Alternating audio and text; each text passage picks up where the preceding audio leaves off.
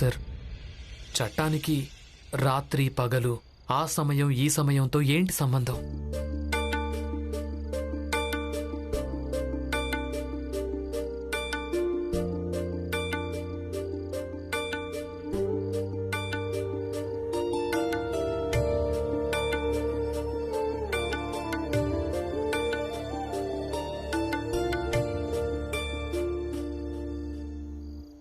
మీరేం చెప్పాలనుకున్నారో చెప్పారు కదా. నా మీద ఎన్ని చెప్పాలో అన్నీ చెప్పారు. సార్ కూడా విన్నారు. ఇక మీరందరూ వెళ్ళండి ఇక్కడి నుంచే. మీ భారతీయులందరూ సాధారణంగా దేవతలందరినీ చాలా బాగా పూజిస్తుంటారు. చివరికి పశువులు, పక్షులు, చెట్లు, నీటిని కూడా పూజిస్తుంటారు. కానీ మనుషులకే ఎలాంటి విలువ లేదు. నువ్వు ఎంత విచిత్రమైన భారతీయుడివో.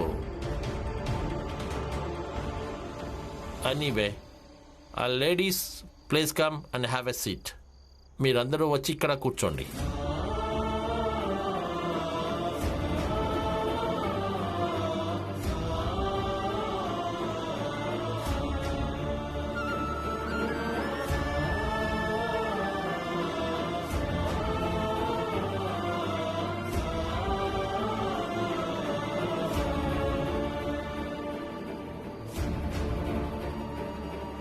పురంజన్ రా. వీళ్ళందరి కోసం ఛాయ్ తీసుకురండి. అలాగే సార్.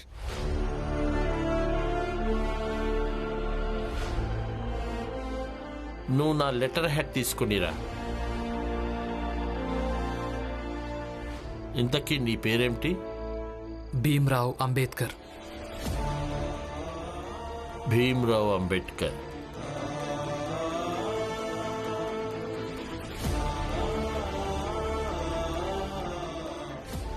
నేను వీళ్ళ తరఫున నేను ఈ ఆర్డర్ రాస్తున్నంత వరకు నువ్వు వీళ్ళనే చూడు. అలాగే నేను రాయటం పూర్తి అవ్వగానే అప్పుడు నువ్వు నాకు చెప్పాలి. వీళ్ళు కూర్చోవడం వల్ల నా కుర్చీలు ఎంత అశుద్ధమైపోయాయి అన్నది.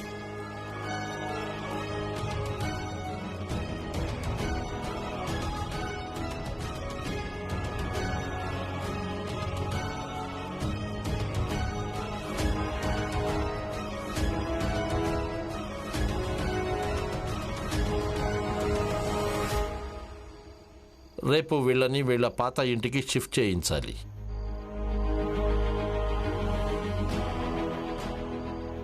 ఒకవేళ ఎవరైనా ఏదైనా చేస్తే వాళ్ళ మీద లీగల్ యాక్షన్ తీసుకోవటం జరుగుతుంది.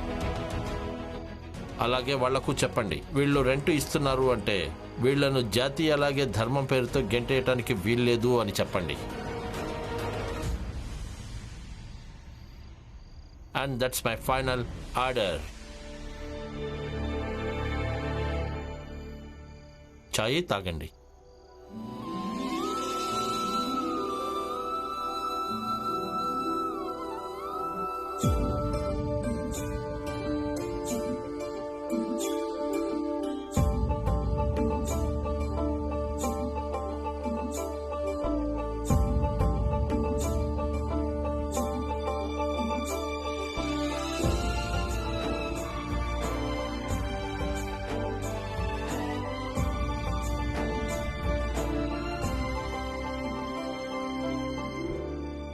ఇప్పుడు నువ్వు చెప్పు, వీళ్ళు కూర్చోవటం వల్ల నా కుర్చీలు ఎలా అశుద్ధమైపోయాయి? సార్, మా ధర్మ నియమాల ప్రకారం వీళ్ళంతా లోపలికెళ్ళడం వల్ల గుడే అపవిత్రమైపోయినప్పుడు అప్పుడు ఈ ఇల్లు, ఈ కుర్చీలు కూడా అపవిత్రమైపోతాయి. సరే, మీ నియమాలు ఏం చెప్పినా సరే, కానీ ఈ ఆర్డర్ అమలవ్వాలి.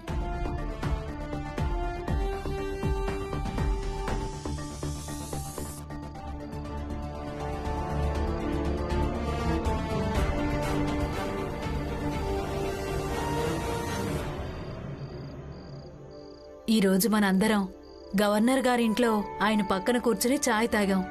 ఇదంతా మన భీమ్ కారణంగానే జరిగింది కదా అన్నయ్య? అవును మీరా, అది నిజమే. భీమ్ ఉపాయం పనికొచ్చింది. లేదంటే ఎవరికి తెలుసు? మనకు గవర్నర్ ఎప్పుడు కలిసేవారో. ఇక మన పని ఇప్పుడయ్యేదో. జీజాబాయ్, ఇకనైనా భీమ్ని దెప్పి పొడవడం మానే. తన ఇంటి కోసం ఏ పనులు చేయడానికి. మనం ఎక్కడైతే ఇరుక్కుంటామో అక్కడి నుంచి భీమే బయటకు తీసుకొస్తాడు. అవునమ్మా, మీరు భీమ్ని దెప్పి పొడవడం మానేయండి. అది ఎవరికి నచ్చడం లేదు. ఆగండి, చెప్పేది వినండి. ఏమైందిరామా? మీరంతా చెట్టు అరుగు మీదకెళ్ళండి. మేమిద్దరం ఇప్పుడే వస్తాం. సరే, వెళ్ళండి. పదండి, పద బాబు.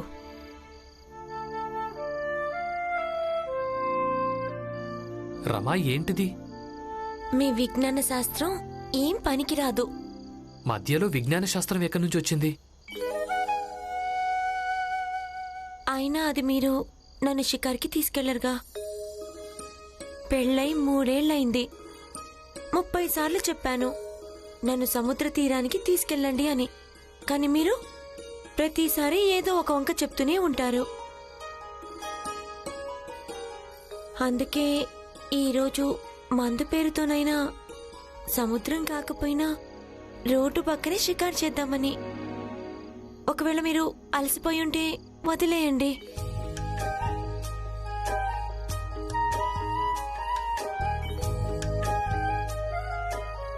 ఏమైంది? ఎందుకలా చూస్తున్నారు? నీకు షికారు చేయడం ఇష్టం కదా? భర్తతో కలిసి షికారుకి వెళ్ళడం చాలా ఇష్టం.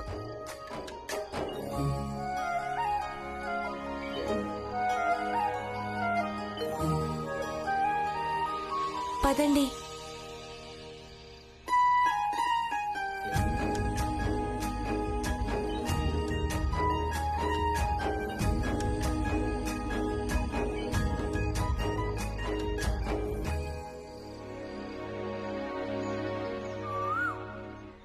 అమ్మా, అమ్మా, అమ్మా, అమ్మా, ఏమైంది? అమ్మా, భీమనే ఇంకా తన కుటుంబ సభ్యులు మళ్ళీ ఇంటికి తిరిగి వస్తున్నారు. ఇక వాళ్ళు ఇక్కడే ఉంటారు.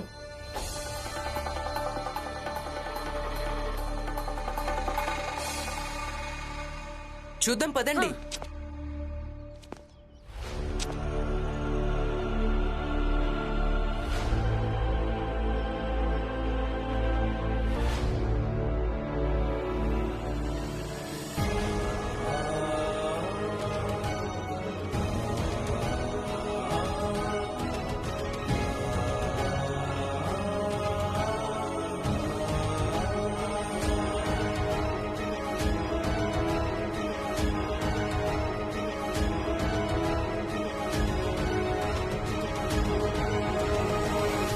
భీమరావ్,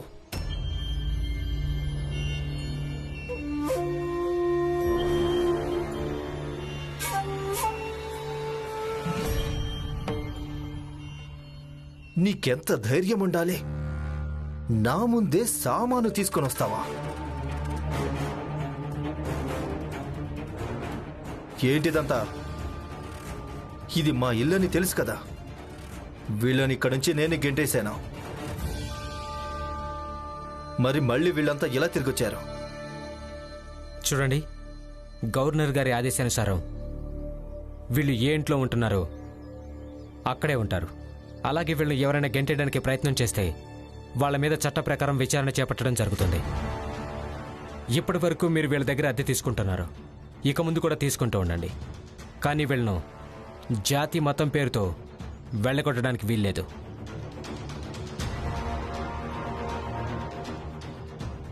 అయినా గవర్నర్ గారు ఇలా ఎలా చెప్పగలరు? కేవలం చెప్పలేదు, ఆయన రాసి మరీ ఆదేశించారు. అందుకే మీ సామాను ఏమేమున్నాయో మీరు తీయించుకోండి. మేమంతా ఎదురు చూస్తాం.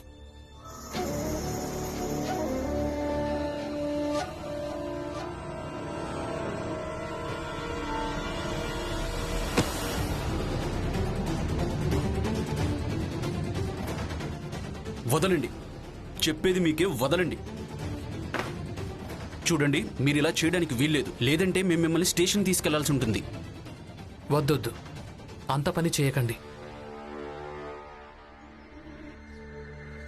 ఈయన కోపం సమంజసమైందే, ఈయన కొట్టడం కూడా సమంజసమైందే. కానీ చూడండి, మీ శత్రుత్వం వల్ల మున్ముందు ఒరిగేదేమీ లేదు. అందుకని ఈ అధ్యాయానికి ఇక్కడితో ముగింపు పలుకుదాం. మీరు మర్చిపోండి, మీరు కర్ర ఎత్తారని నేను కూడా మర్చిపోతాను. అధ్యాయం ముగిసిపోలేదు భీమరావు. శత్రుత్వం ఇప్పుడే మొదలైంది.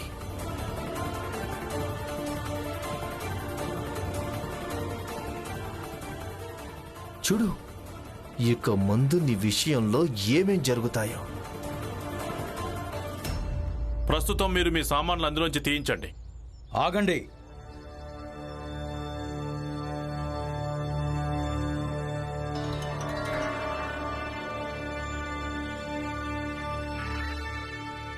ఈ ఇంటికి నేనే యజమానిని. ఇక సామాన్ని వీళ్ళెలా తీయించగలరు? చట్టం ఆదేశించింది, తీయక తప్పదు మరి. మీరు మీ సామాన్ తీయండి, లేదా నేను మీ సామాన్ తీసి పారేయనా? ఏయ్ ముసలి, నీ స్తోమత చాలా పెరిగిపోయింది కదా. మీరందరూ అనుభవిస్తారు. ఇక నుంచి ఈ ఇంట్లో భీమరావు ఎన్ని రోజులుంటాడో. మీ అందరికీ శిక్ష అంత పెద్దగా ఉంటుంది.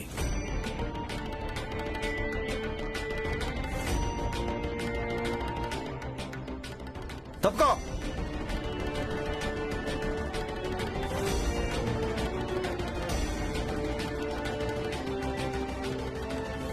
నిజానికి నేను మీ తరపు వాణ్ణి, కానీ గవర్నర్ గారు ఆదేశించారు. దాన్ని పాటించడంలోనే మీకు క్షేమం ఉంటుంది.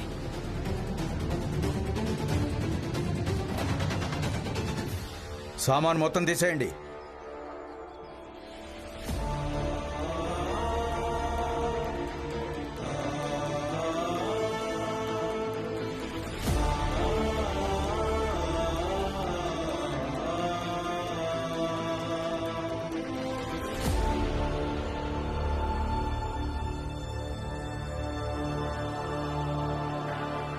ఆగండి.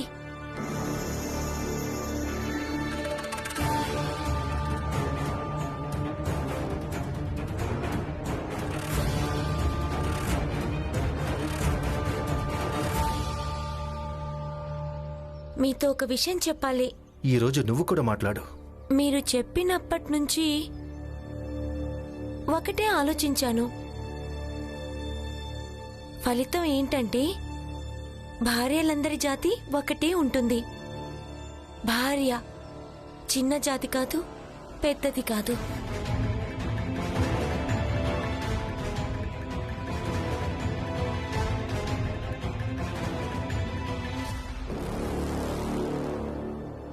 ఈ మధ్య మీరు బాగా మాట్లాడుతున్నారు కదా.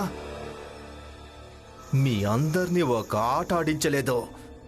నా పేరు కూడా నరోత్తమ్ జోషి కాదు.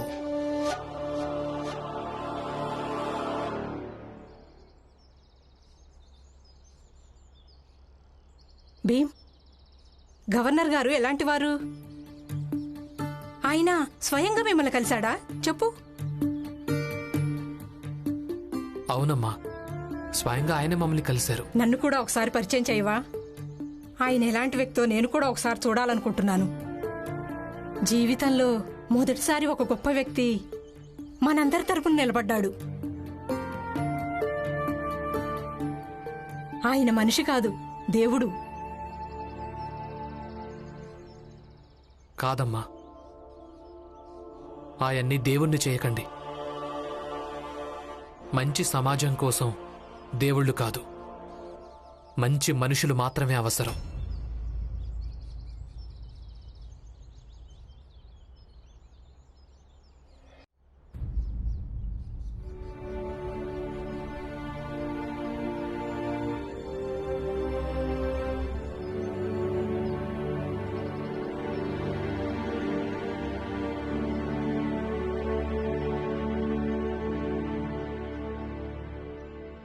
చూడండి, ఇప్పుడు ఇల్లు ఖాళీ అయిపోయింది. ఇక మీరు లోపలికి వెళ్ళొచ్చు.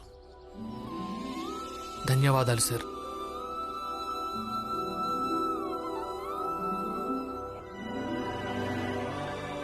నాన్న,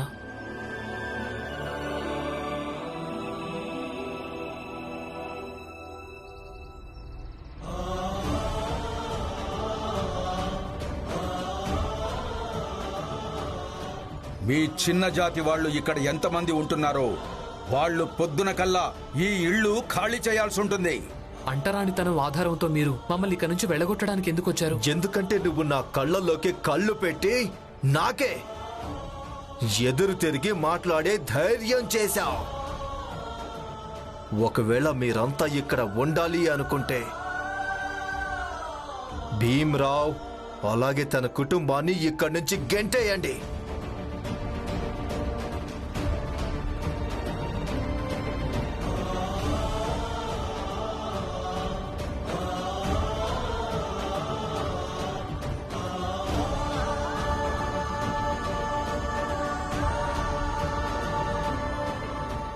ఏంటన్నా చూసావా? వాళ్ళంతా లోపలికి వెళ్తున్నప్పుడు ఎలా చూస్తున్నారు? వెక్కిరిస్తున్నట్టుగా అనిపించింది. వాళ్ళ జాతి ముందు ముందు నుంచే బాగా పెరిగిపోయింది. ఇప్పుడు వాళ్ళింకా అహంకారంతో మాట్లాడతారు. చూస్తూ ఉండు. ఇప్పుడు వాళ్ళు మనందరినీ కొంచెం కూడా పట్టించుకోరు. అది చాలక జోషి గారు చాలా కోపంతో వెళ్ళిపోయారు. ఆయన ఇప్పుడు ఏం ఇబ్బందులు పెడతారో ఏంటో. బాబాయ్,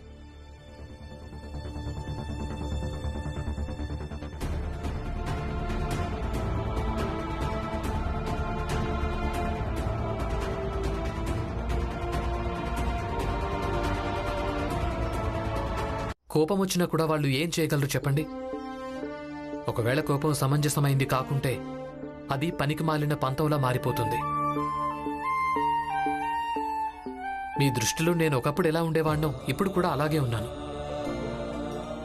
అప్పుడు మీరంతా నా కుటుంబమే కదా, ఇప్పుడు కూడా అలాగే. అలాగే అప్పుడు నేను మీ అందరి భీమ్ని కదా, ఈ రోజు నుంచి కూడా నేను మీ భీమ్నే. మనం ఒక్క విషయం మీద దృష్టి పెట్టాల్సి ఉంటుంది.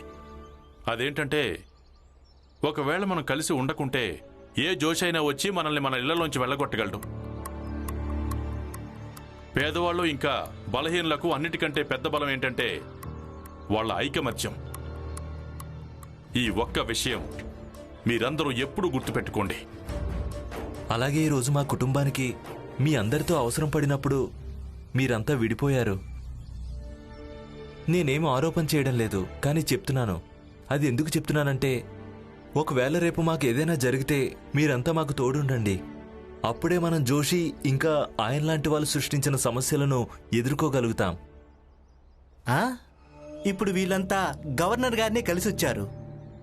అందుకే వీళ్ళకి అనిపిస్తుంది అందరికంటే తెలివైన వాళ్ళు, బుద్ధివంతులు వీళ్ళు మాత్రమేనని. వీళ్ళు ప్రవచనాలు చెబుతూ ఉంటారు, ఇక మనందరం వాటిని విని పాటిస్తూ ఉండాలి. ఇక మన దగ్గర తెలివితేటలే లేవన్నట్టుగా. మేమంతా కేవలం జిగ్నేష్ అన్నకు తోడుగా ఉన్నాం. నేను కూడా. పదండి పదండి పద, మనం పని చేసుకుందాం.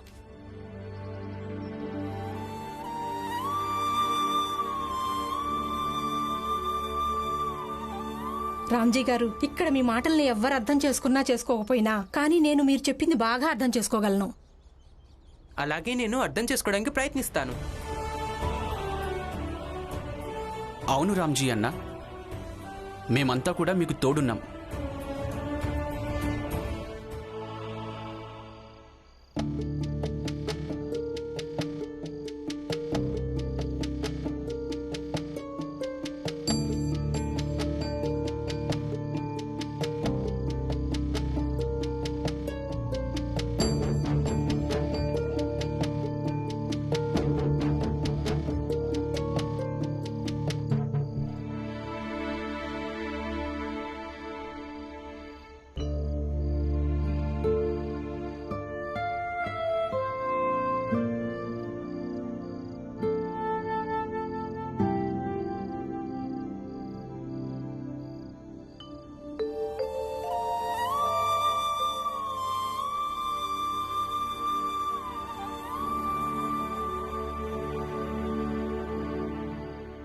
రమా, నాకు తలనొప్పిగా ఏమీ లేదు.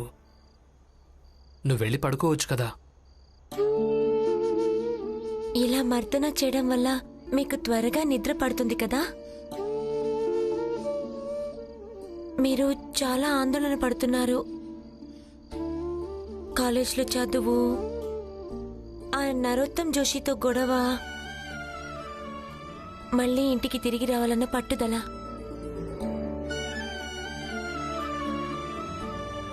మీ తల చాలా నొప్పిగా ఉందనుకుంటా. ఇలా చేయడం వల్ల మీకు ఉపశమనం కలుగుతుంది, అలాగే నిద్ర కూడా పడుతుంది.